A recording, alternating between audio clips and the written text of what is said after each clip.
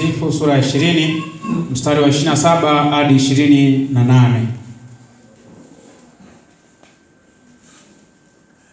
Kisha baadhi ya Masadukayo wakamwendea wale wasemao ya kwamba hakuna ufufuo, wakamuuliza wakisema, Mwalimu, Musa alituandikia ya kuwa mtu akifiwa na ndugu yake mwenye mke, lakini hana mtoto, na amtwae huyu mke ampatie ndugu yake mzaa. Basi kulikuwa na ndugu 7. Wa kwanza alioa mke akafa hana mtoto, na wa pili akatwaa yule mke akafa hana mtoto, hata watatu akamwoa, na kadhalika wote 7 wakafa wasiache watoto. Mwisho akafa yule mke naye. Basi katika ufufuo atakuwa mke wa yupi? Maana aliolewa na wote 7.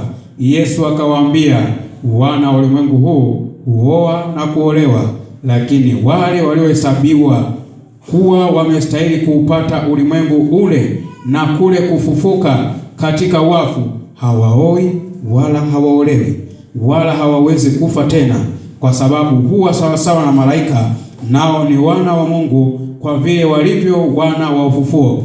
Lakini ya kuwa wafu hufufuliwa, hata na Musa alionyesha katika sura ya kijiti, hapo alipomtaja Bwana kuwa ni Mungu wa Ibrahimu na Mungu wa Isaka na Mungu wa Yakobo, naye si Mungu wa wafu bali wa walio hai, kwa kuwa wote huishi kwake. Haleluya!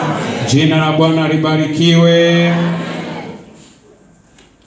Kichwa: Mungu wa walio hai, tumaini la ufufuo. Mungu wa walio hai, tumaini la ufufuo. Wapendwa katika Bwana, kila mtu duniani anakutana na swali hili: je, kuna maisha baada ya kifo? Wengine wanasema hakuna maisha baada ya kifo. Wengine wanashaka au wana mashaka kwamba inawezekana maisha yapo au hayapo, yaani hawajulikani wakae wapi. Haleluya!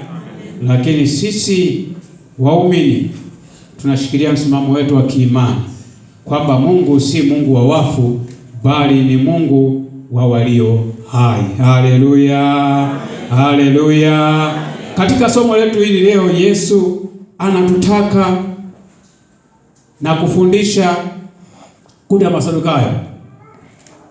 Hawa Masadukayo walikuwa viongozi wa dini waliokuwa na elimu kubwa, lakini hawakuamini ufufuo wa wafu. Haleluya! Kwa hiyo unaweza kuwa na elimu kubwa na nini ya kidunia, lakini usielewe maana ya ufufuo. Usielewe kama kuna maisha baada ya kifo. Kwa wale Wayahudi wale wa Masadukayo wakamjia Yesu kumuuliza, si kwa nia ya kujifunza bali kwa kumjaribu. Lakini Yesu kwa hekima ya kimbingu aliwafundisha ukweli wa milele. Kwa tunajifunza maelezo ya maandiko. Masadukayo waliuliza swali la kichekesho sana, kwamba mtu mmoja alioa mke akafa asio na uzao. Kwa mila na desturi za kimila za kwetu za Kiafrika pia ilikuwepo polisi wake eti akifa huyu wanahusisha mtu aendelee kulisi ili uzao uendelee kuwepo pale. Wengine kwa mazao kwamba mali zisipotee au si na nini, kwa tamaduni zetu za Kiafrika. Kwa alipokufa wa kwanza hakuwa na mtoto, ikabidi wamwozeshe mdogo wake. Hakupata mtoto, kuozesha watatu, hakupata mtoto, wote wakafa, mpaka 7 wakafa wote. Yeye mwanamke hakuwa na mtoto.